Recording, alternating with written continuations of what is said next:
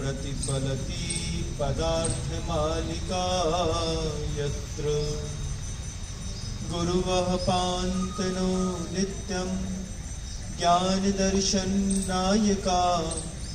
चारित्रार्णो गंभीरा मोक्षमार्गोपदेशका।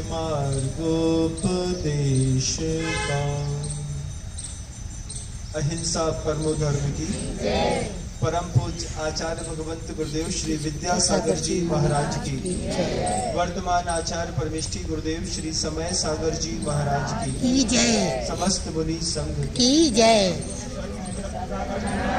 की जय। और स्वामी समंतभद्र महाराज राजेंद्र कहते हैं चक्रवर्ती को, जो राजाओं का भी इंद्र होता है उसको राजेंद्र कहते हैं। तो इसका दूसरा नाम चक्रवर्ती नगर भी हम मान लेते हैं कि जहां पर सिर्फ चक्रवर्ती रहते हैं उनको राजेंद्र नगर कह लो या चक्रवर्ती नगर कह लो, बात एक हो जाती है। एक संस्मरण मुझे याद आ रहा है। एक ब्राह्मण बहुत विपन्न अवस्था में अपना जीवन जी रहा था। पत्नी बार बार ब्राह्मण से कहती थी, जाओ बड़े बड़े राजा हैं उनसे कुछ मांगो, मांगोगे तो मिलेगा, मिलेगा तो जीवन अच्छे से चलेगा। ब्राह्मण रोज मांगने का सोचता था तो उसको लगता था कि अपमान होगा, किसी से मांगना अच्छा नहीं रहता। एक दिन ऐसा हुआ कि घर के अंदर बच्चों को खिलाने के लिए कुछ नहीं था। जब बच्चों को खिलाने के लिए भी कुछ नहीं था तब पत्नी ब्राह्मण पर चिल्ला दी, चिल्ला करके बोलती है, अपनी पेट की भूख तो देख सकती हूँ, बच्चों के पेट की भूख नहीं सही जाती, जाइए लेकर के आइए, पांडव यहीं पर है, पांडव से मांगिएगा वो देंगे। और ब्राह्मण निकला, रास्ते में सुबह सुबह चल रहा था कि सामने से अर्जुन और मधुसूदन, मधुसूदन मतलब समझते होंगे श्री कृष्ण, दोनों एक ही रथ पर चले आ रहे थे। एक ही रथ पर आ रहे थे। आते वक्त विपन्न अवस्था में रास्ते में खड़े हुए ब्राह्मण को देखा तो अर्जुन ने रथ रोक करके ब्राह्मण से पूछा कि विप्र, आपको कोई तकलीफ है? ब्राह्मण कहता है, महाराज भोजन के लिए भी पैसे नहीं है, धर्म तो करता हूं। वो अपना काम कर रहे हैं, उनकी भी जवाबदारी। अर्जुन से कहता है कि मेरे पास खाने के लिए पैसा नहीं है, भोजन के लिए कुछ भी नहीं है, मुझे कुछ दीजिए कि मैं अपने बच्चों का पेट भर सकूं। अर्जुन को उस ब्राह्मण को देख करके करुणा भाव आया और अर्जुन ने कमर पर बंधी हुई 1000 सोने की मुद्राओं से भरी थैली उठा करके ब्राह्मण को दे दी। ये 1000 सोने की मुद्राएं हैं, दोबारा कभी किसी के सामने हाथ नहीं फैलाना पड़ेगा, जाइए अच्छे से रहिएगा। ब्राह्मण ने हाथ में सोने की मुद्रा ली, अर्जुन को मंगल स्वस्ति वाचन करके अच्छा आशीर्वाद दिया, घर खुशी खुशी लौट रहा था। संध्या होते होते वो हुआ जो होना नहीं चाहिए था कि बाहर से दिखने वाले कुछ चोरों को ने भाप लिया कि ब्राह्मण के पास कुछ ऐसा है जिससे ब्राह्मण चेहरे से मुस्कुरा रहा है, प्रसन्न वदन दिखते हैं ना। तो लोग पूछ लेते, भैया आज चेहरा कुछ अलग दिख रहा है, कुछ खास है? बोले नहीं कुछ नहीं, सब ठीक है। बोले कुछ तो खास है? बोले हाँ ऐसा ऐसा हो गया। चोरों ने भाप लिया कि ब्राह्मण के पास कुछ धन है और देखते ही देखते चोरों ने ब्राह्मण के हाथ की थैली चुरा करके हाथ में लेकर के चला गया। ब्राह्मण ने कमर पे अपने हाथ टटोला तो देखा कि थैली गायब है। घर में आकर के पत्नी से क्या कहता? पत्नी ने पूछा कि क्या हुआ? बोले मिला तो बहुत कुछ अच्छा था, लेकिन दुर्भाग्य इतना प्रबल था कि वो चीज हाथ से चली गई। पत्नी ने बोला कि क्या मिला, बताओ तो सही। अर्जुन ने 1000 सोने की मुद्राएं दी थी और चोर ने चुरा दी। पत्नी का दिल धक्का कर लिया। तुमने देखी थी? अपनी आंख से सोने की मुद्रा थी।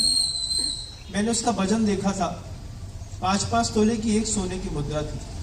ऐसी 1000 सोने की मुद्राएं थी, लेकिन चोर ने चुरा दी। भाग बहुत फूटा है। पत्नी रात भर बेचैन करवट बदलती रही। उठी, दूसरे दिन सुबह ब्राह्मण से फिर कहती है, भूखे पेट तो गुजारा हो नहीं सकता, जाइए दोबारा मांग के आइए। अर्जुन दोबारा उसी मार्ग से निकल रहे थे। वही ब्राह्मण पुनः वहीं पर खड़ा मिला। कृष्ण और अर्जुन दोनों आ रहे थे। तो आते आते अर्जुन ब्राह्मण की तरफ देख करके कहता है कि क्यों, कल तो दी थी ने 1000 सोने की मुद्राएं, आज फिर मांग रहे हैं? बोले किस्मत में हो तब तो। आपने दी थी और चोरों ने चुरा ली, घर तक पहुंच तक नहीं पाई। अर्जुन को लगा कि एक बार और कृपा करनी चाहिए। कंठ में अर्जुन बहुत बड़ा हार पहने हुए थे। उस हार में से एक हीरा निकाल करके और ब्राह्मण को दे दिया। ब्राह्मण से कहते हैं, कल 1000 सोने की मुद्राओं की आपको थैली दी थी। इस हीरे की कीमत 10,000 स्वर्ण मुद्राएं। इसको रखिए, अपनी विपन्नता दूर कर लीजिए। ब्राह्मण को विश्वास नहीं था कि अर्जुन हमारी बात मान कर जाएगा और दोबारा कुछ ऐसा देगा कि लोग देखते रह जाएंगे। ब्राह्मण वो हीरा लेकर के और घर गया, घर तक पहुंच गया। देखा कि पत्नी जो है वो पानी भरने के लिए गई है। ब्राह्मण ने सोचा कि वो पुराना एक मटका रखा हुआ है, उस मटके में हीरा रख देता हूं। पत्नी आएगी, घूमना नहीं चाहिए क्योंकि कल तो चोरी हो गई थी। पुराने मटके में जिसका कभी उपयोग नहीं करते थे, उसमें उसने हीरा रख दिया। हीरा रख करके पत्नी का इंतजार करता रहा। बैठा बैठे बैठे एक झपकी लगी तो नींद लग गई। ब्राह्मण सो गया।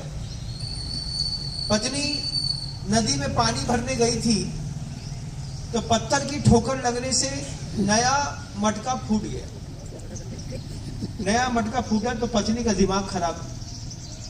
पत्नी आनंद फानंद में डरते हुए कि ब्राह्मण कहीं घर में ना आ जाए, आते ही साथ ही आएंगे और भोजन मांगेंगे, कुछ नहीं दूंगी तो गुस्सा होंगे, तो बिना देखे घर गई, पुराना मटका उठाया, उठा करके नदी तक पहुंची और नदी में टेढ़ा करके अंदर हाथ डला करके पहले धोने की कोशिश करी और धो करके अच्छे से खंगाल करके नदी में उल्टा कर दिया। जो हीरा था वो नदी में गिर गया। पानी भर करके लाई, घर के अंदर रखा। ब्राह्मण की नींद खुली। भगवान, आज किस्मत बहुत तेज है। क्या किस्मत तेज है? अर्जुन ने हीरा दिया है, उसकी कीमत 10,000 सोने की मुद्राओं की। पत्नी पूछती है, हीरा कहाँ है? बोले मटके पे रखा है। मटके पर जाकर के ब्राह्मण देखता है तो मटके में पानी भरा था। ब्राह्मण पत्नी से कहता है, इसमें मैंने हीरा रखा था। तुमने इसमें हीरा रखा था? मैं इसी पे पानी भर करके लाई हूं। तो हीरा, फिर पत्नी को लगा कि हो सकता है हीरा नदी में गिर गया। ब्राह्मण और पत्नी दोनों मिलकर के नदी तक पहुंचे। ब्राह्मण ने पत्नी को डांटते हुए पूछा कि बताओ तुमने कहां से पानी भरा है? इस स्थान पर खड़े होकर के मैंने पानी भरा है। पत्नी उसकी कहती है, बिल्कुल पक्का यहीं पर? हाँ, यहीं पर।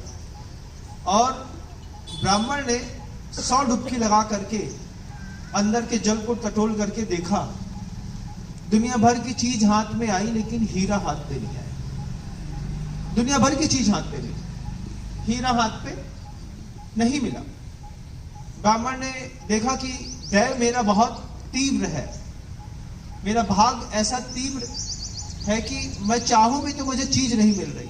किसने सोचा था कि ब्राह्मणी के हाथ से वो घड़ा फूटेगा, ये घड़ा उठेगा और इसी घड़े में हीरा रखूंगा और हीरा जाकर के नदी में गिर जाएगा।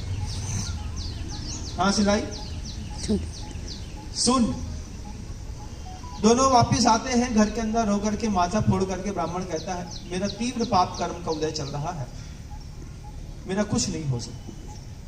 ब्राह्मणी कहती है पाप कर्म का उदय चल रहा है, ऐसा कहने मात्र से पेट नहीं भरता, जाइए तीसरी बार फिर मांगिए, आपके पाप को समझ करके तीसरी बार फिर कुछ मिलेगा।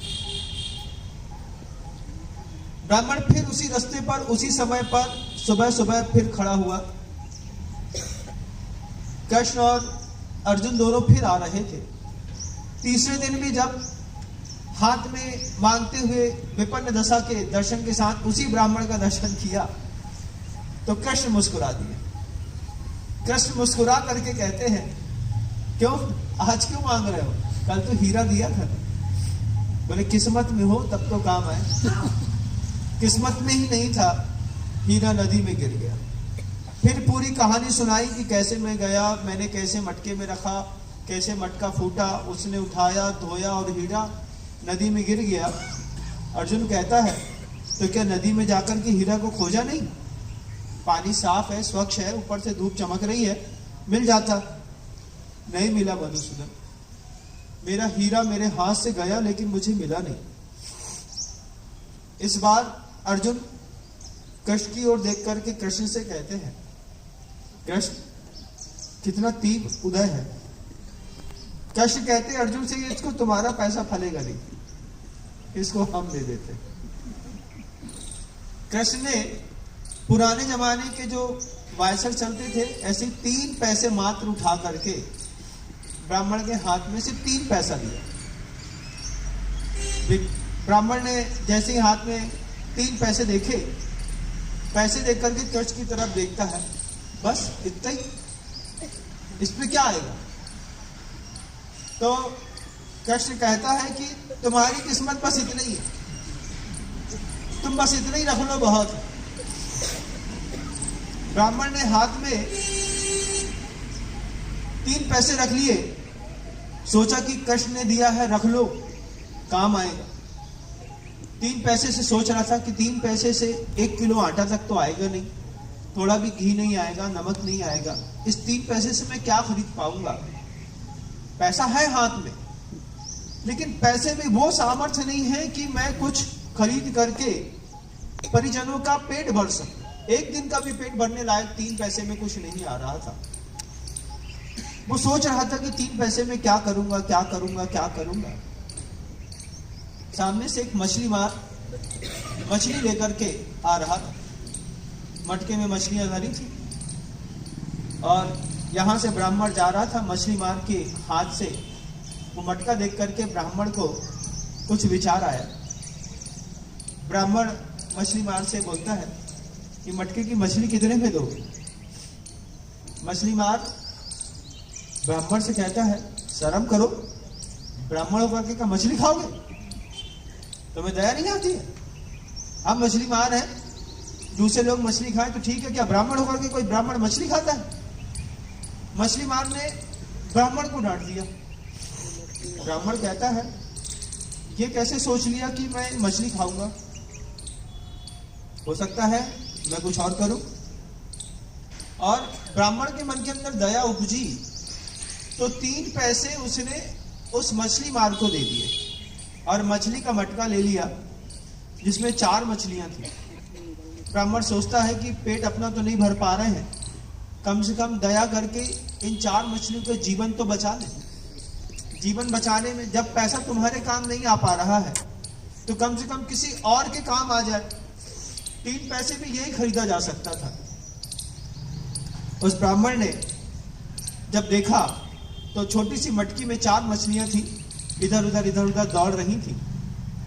ब्राह्मण नदी तक गया, नदी तक गंगा तक जाकर के उसने पहली बार मछली हाथ से पकड़ करके उठाई और ऐसी डाली, एक मछली डाली, दूसरी मछली डाली, तीसरी मछली को जब उल्टा करके ऐसा उठाया उसने, तो मछली के मुख के अंदर वो हीरा पड़ा था। हीरा मछली ने उस मटकी में मुंह से छोड़ दिया। जैसे ही ब्राह्मण के ने देखा कि मछली के मुख से हीरा मेरी इस छोटी सी मटकी में गिरा है, तो ब्राह्मण ने देखा कि सही में ये वही हीरा है जो कल अर्जुन ने दिया था। तो ब्राह्मण जो है जोर जोर से चिल्लाने लगा, मिल गया मिल गया मिल गया मिल गया, मुझे मेरा मिल गया। अब जिस चोर ने पैसा चुराया था वो उसी तट पर नहा धो रहा था और ब्राह्मण की दृष्टि उस पर गई, उसने कहा मिल गया मिल गया मिल गया। चोर को लगा कि ये मुझे पहचान गया। चोर को लगा कि ये मुझे पहचान गया है, अब ये जाकर के कोतवाल से कहेगा तो मेरी भी पिटाई होगी और मेरे परिवार का पूरी संपत्ति भी जब्त कर ली जाएगी।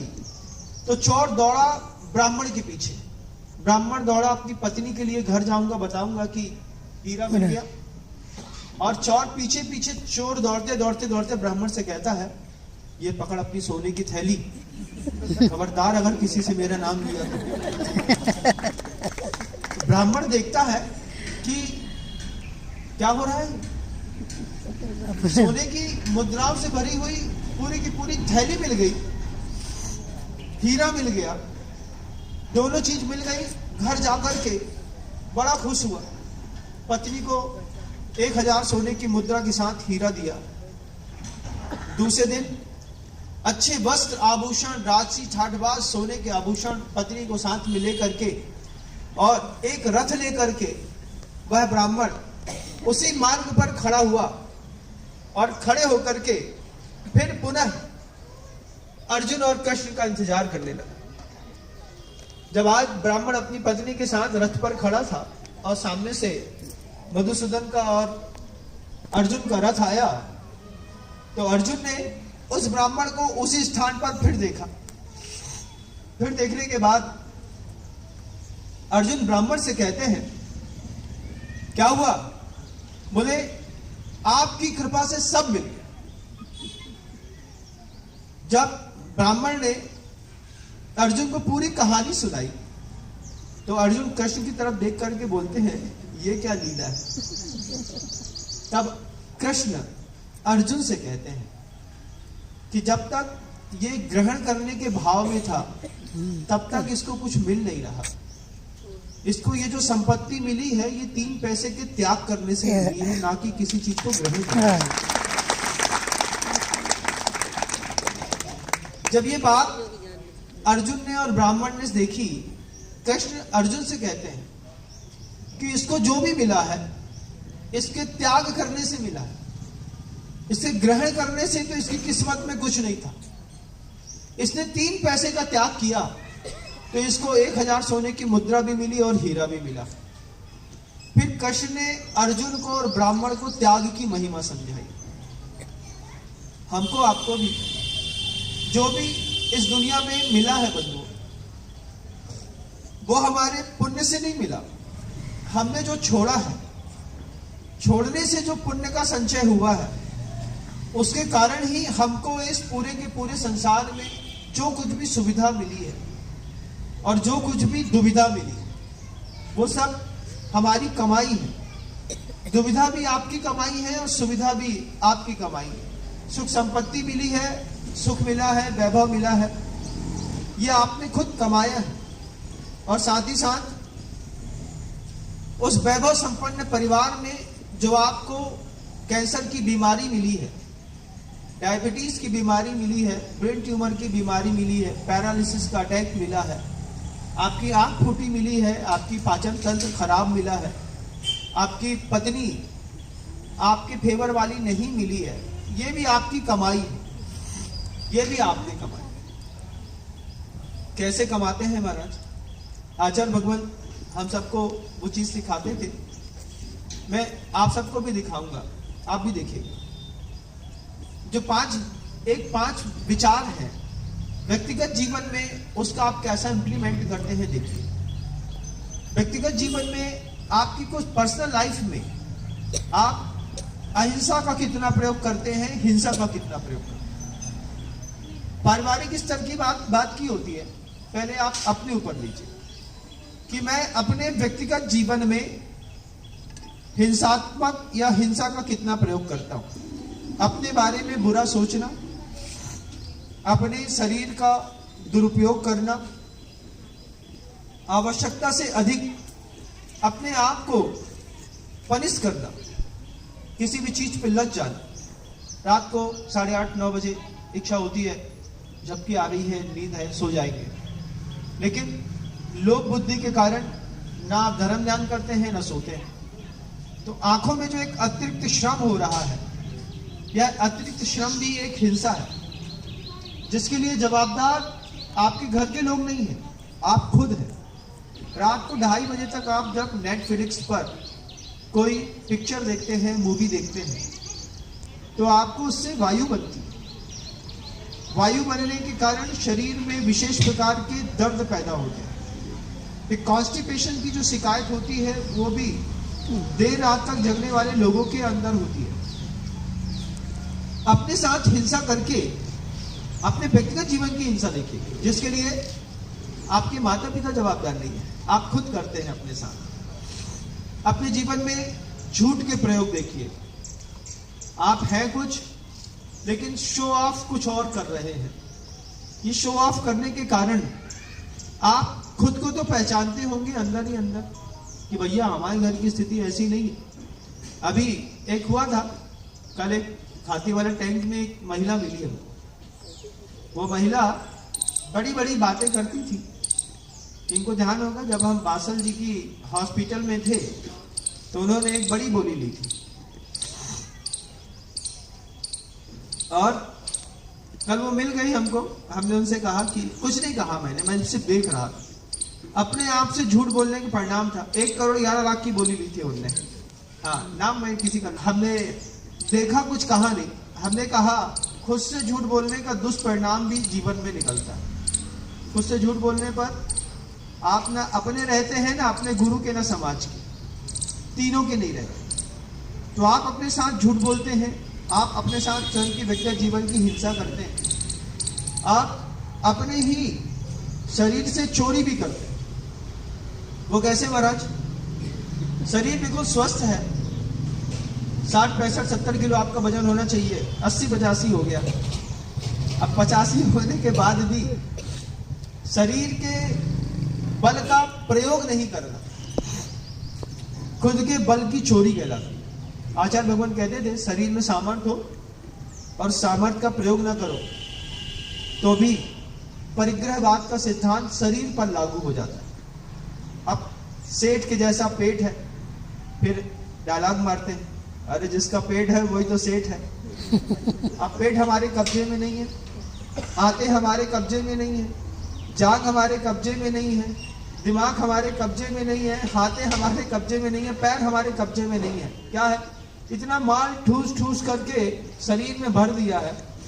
डॉक्टर बोलता होगा रोज सुबह 5 किलोमीटर घूमिए, 6 किलोमीटर घूमिए, लेकिन आपका आलस आपको खाया जाता होगा। उसके कारण भी आपको आपके व्यक्तिगत जीवन पे बीमारियों का सामना करना पड़ता है।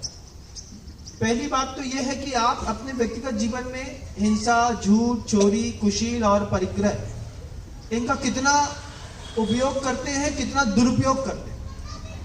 शरीर की सामर्थ्य भोगने की नहीं है, फिर आप कोई दवाइयां लेते हैं, शक्तिवर्धक, शरीर में ऊर्जा के विकास के लिए।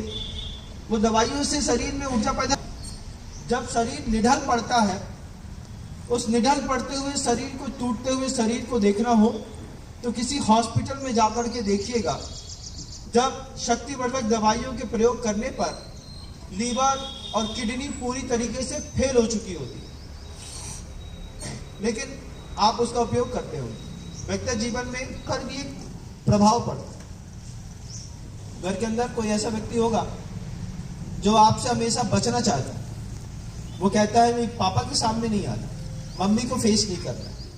आपके होने से आपके फैमिली मेंबर्स में से कौन से फैमिली मेंबर को तकलीफ हो रही है, एक बार आप विचार करके देखिए। जब आप घर के अंदर प्रवेश करते हैं तो क्या कोई व्यक्ति भागता है, कोई व्यक्ति आपसे बचता है? तो करने पर जब आप अपनी पत्नी से झूठ बोलते हैं, परिवार के लोगों से झूठ बोलते हैं, अर्थ पार्टनर संबंधी, व्यवहार संबंधी या किसी और संबंधी, उस वक्त वो चीज देखिएगा कि लगातार झूठ बोलने पर आपका झूठ आज नहीं तो कल पकड़ा जाता है। जब झूठ पकड़ा जाता है उस वक्त आपके फैमिली मेंबर्स आपके साथ रहना नहीं चाहते और रहना उनकी मजबूरी बन जाती है। मैं आप सबसे पूछूंगा कि आप अपने घर में रहते हैं कि रहना पड़ता है? क्या आपके साथ जीवन में क्या घटित हो रहा है, आप बताओ। आप अपने घर में रह रहे हैं, रहना पड़ता है। अब ये पड़ता शब्द जो होता है ना, बड़ा पड़ते का है हमारे लिए, क्योंकि कोई भी व्यक्ति आप घर में किसी भी फैमिली मेंबर के साथ एडजस्ट नहीं, और कोई भी फैमिली मेंबर आपके साथ भी एडजस्ट नहीं है। आपको घर के अंदर बड़ी मजबूरी में रहना पड़ता है, और जब मजबूरी में रहना पड़ता है तो घर के अंदर पारिवारिक सामंजस्य न होकर के विवादास्पद स्थितियां पैदा होती हैं। अब जब आपको रहना पड़ता है, आप अपने पति को सुधार नहीं सकते, आप अपने परिवार में बड़ों से कुछ कह नहीं सकते। स्थितियां ऐसी हैं कि करोड़ रुपए की संपत्ति है, लेकिन अभी भी बाथरूम का दरवाजा टूटा का टूटा मिलेगा। पैसा बहुत है, लेकिन को बदले, हम बदले कि तुम बदलो। और फिर वो सामने वाले का कुछ दिन और सब्र करो, नौ मकान बना दें। नया मकान कभी नहीं बनेगा, तुम्हारी अर्थी उसी घर से उठने वाली है। इसलिए कि अगर पैसे का उपयोग करना होता तो मैं हमेशा कहता हूं इस बात को कि संपत्ति आए और आते साथ उपयोग कर लो तो तुम्हारी है, और अगर उसको संग्रह करके रखने की कोशिश करी तो न वो तुम खा पाओगे न खाने दोगे, वो संपत्ति नाश को प्राप्त होगी। घर के अंदर थोड़ा भी अतिरिक्त पैसा बड़े बंधु, कभी भी उसको बचा करके बैंक में रखने की कोशिश मत करिए। ये पैसा है, आज हाथ में है, इसका उपयोग कर लो। उपयोग कर लोगे तो कल फिर मिल जाएगा। जिन लोगों की संग्रह वृत्ति होती है, वे न खाते हैं न खाने देते हैं। परिवार के लोग भी किसी भी काम में जब पैसा धन का नहीं, घर उपयोग में नहीं आता है और आप लगातार घर के लोगों से झूठ बोलते हैं, तो साइकोसोमेटिक डिसीज नाम सुना होगा आपने। साइकोसोमेटिक दो चीजें हो गई। साइको मतलब मानसिकता को लेकर के जो बीमारियां पैदा होती हैं। मान लीजिए आपकी पत्नी को डायबिटीज हो गई है छोटी सी उम्र में, तो उसके लिए आप जवाबदार हैं। हम जवाबदार कैसे हैं महाराज? आपने लगातार अपनी पत्नी से जो लगातार झूठ बोला है, लगातार उसको जो मेंटली टॉर्चर किया है, या फिर उसके साथ असत्य के प्रयोग करे हैं, किसी संपत्ति या विवादास्पद चीजों को चुराया है, उठाया है, कुछ भी किया है, उस वक्त वह पत्नी आपका प्रतिकार नहीं कर पाई और मानसिकता में लगातार घुटने के कारण उसके शरीर के अंदर डिसीज पैदा हो गई।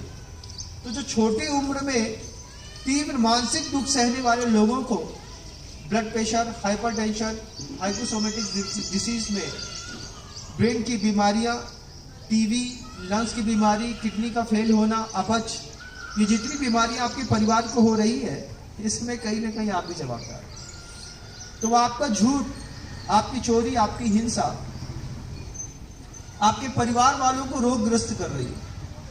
फिर आपके उस झूठ और चोरी और हिंसा के कारण जो परिवार के लोग रोगग्रस्त होते हैं, फिर उनका इलाज कराने पे जिस संपत्ति का आप सुविधा के लिए प्रयोग नहीं कर पा रहे थे, उसी संपत्ति से उस रोग का इलाज कराने के लिए पूरी की पूरी संपत्ति हॉस्पिटल वालों को दे रहे हैं। हाँ सिलाई शून्य, न खा रहे हैं न खाने दे रहे हैं, लेकिन मेहनत तो रोज कर रहे हैं, पैसा तो रोज कमा रहे हैं, लेकिन परिवार के लोगों को उपयोग करने के लिए नहीं दे रहे। जब परिवार के लोगों को उपयोग करने के लिए आप पैसा नहीं दे रहे हैं तो क्या हो रहा है? डिसीज हो रही है, घर के अंदर बीमारियां हो रही हैं। फिर आपका पुरुषार्थ से कमाया हुआ जो धन है वो हॉस्पिटल पे जा रहा है। इससे अच्छा था एक घर का बेड बदलवा देते, एक एसी लगवा देते, बाथरूम का दरवाजा सुधरवा देते, एक कार नहीं खरीद लेते, रिलैक्सिंग मोड पे आने पर भी ब्लड प्रेशर नॉर्मल हो जाता है, दूसरी बीमारियां भी ठीक हो जाती हैं। आज करेंगे कल करेंगे, आज करेंगे कल करेंगे, जितने का आप भी सुख भोग सकते थे उससे ज़्यादा पैसा आपने कैंसर के इलाज में हॉस्पिटल में दे करके हॉस्पिटल वालों को तो बढ़ा दिया, लेकिन आप अपने परिवार को नहीं बढ़ा पाए। ये भाई इतने पैसे तुम इधर छोड़ के जा रही हो, कोई पकड़ जाए तो कोई क्या करें, चोरी चले जाए तो चले जाए, लेकिन हवा ना मत ले। फिर धीरे से फोन करके एक दिन बोल देते, वे पढ़े हैं ना, उनसे काम करो, वे सोना सस्ता होगा, वे 8 तोला सोना खरीदो। ऐसा होता है क्या? होता है क्या? होता है। हर महिला का कोर्स जो है पति के घर से निकल करके पिता के घर में अंदर जाकर के एडजस्ट हो जाता है, हर महिला का कोर्स। ये खासियत है बंदो। आपने यहां से निकाल करके वहां रखने की एक महिला ने भी कला सीख ली है, और अगर आपके परिवार ने उस कला का इलाज नहीं किया है तो धीरे से तीनों भाइयों के बीच में फ्रैक्शन पड़ेगा। बड़ी एक बार बोलेगी अपने पति से, उसको चोरी की आदत पड़ गई है, पूरा घर पोला करे जा रही है। फिर छोटी वाली बोलेगी, जब मंजली इतना भोगती है तो हम क्यों नहीं भोगे? तो 2 भोगेगी तो बड़ी छोड़ेगी क्या? बड़ी धीरे से बोलेगी, हमें न्यारा करो। फिर धीरे से जो विवाद होते हैं और बंटवारे होते हैं, उसमें भी कौन जवाबदार है? अच्छा बताइए, ये चोरी जवाबदार नहीं है? तो महाराज जी क्या करें? उपाय है बहुत अच्छा, मैं आप सबसे कहना चाहूंगा, अपने परिवार का ऑरा बदलिए। परिवार की भावनाओं को बदलने के लिए भी समय देना पड़ता है। जो पुरुष वर्ग रात को 11 बजे रात तक सिर्फ दुकान के काम में लगे रहते हैं, पैसा उसके हाथ में कभी रुकता नहीं बंधु। जब घर टूटता है तो पूरी मेहनत की कमाई उठ करके किसी और के हाथ में चली जाती है। सबसे अच्छा उपाय है परिवार का ऑरा बदलने की कला सीखिए। रात को 8:30 बजे तीनों बहुएं, तीनों भाई, माता पिता, बच्चे साथ में मिल करके भक्तामर स्तोत्र का पाठ करेंगे। छोटे सा काम है, 20 मिनट लगता है। 20 मिनट हम एक दूसरे को देखते हैं, सबके हाथ में एक पुस्तक होती है, उस पुस्तक से देख करके हम सीखते हैं। एक दूसरे के पास में रहने पर हमारी अंदर की लेशाएं, वाइब्रेशन बदलती हैं, और चोरी की आदत पे, हिंसा की आदत में, झूठ की आदत में, ब्रह्मचर्य परिग्रहवाद की आदत पे विराम लगता है। परिवार का ऑरा हवन के माध्यम से भी बदला जाता है।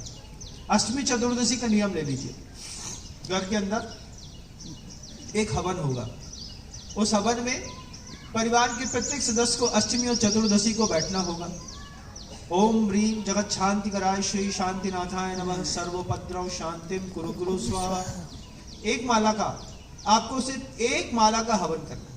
अष्टमी और चतुर्दशी महीने में 4 दिन करेंगे तो हवन के माध्यम से, स्तोत्र पाठ के माध्यम से, मंत्र जाप के माध्यम से अपने परिवार के अंदर हिंसा, झूठ, चोरी, कुशील और परिग्रहवाद की जो भावनाएं किसी के मन के अंदर भी पैदा हो रही।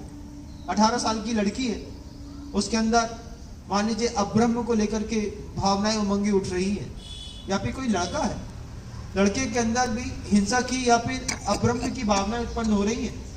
और जब आप अपने घर का मास्टर रूल बनाएंगे कि हमारे यहाँ अष्टमी चतुर्दशी के दिन हवन होता है, हवन में परिवार के प्रत्येक सदस्य को, नवजात शिशु भी क्यों ना हो, वो भी वहां पर बैठेगा। एक माला का 10 मिनट का हवन करिए। हवन करने के बाद घर के बड़े का काम है कि अष्टमी और चतुर्दशी के दिन अपनी बहू के कमरे तक उस जलते हुए पात्र को, धुआं वाले पात्र को लेके जाए, अपने हाथ से ऐसे ऐसे धुआं के परमाणु जो है शुभ भावनाओं के साथ एक बार कमरे तक छोड़िए। वैसे तो जेठ कभी बहू के कमरे में जाता नहीं, क्यों? क्योंकि एक मर्यादा रहती है। लेकिन जब आप इस तरीके से धुआं लेकर के जाएंगे तो आपको कमरे के अंदर की मानसिकता भी पता चलेगी। जब आपको अपने परिवार के कमरे के अंदर की मानसिकता पता चलेगी, तब आपको पता चलेगा कि हमको क्या बदलाव करना है।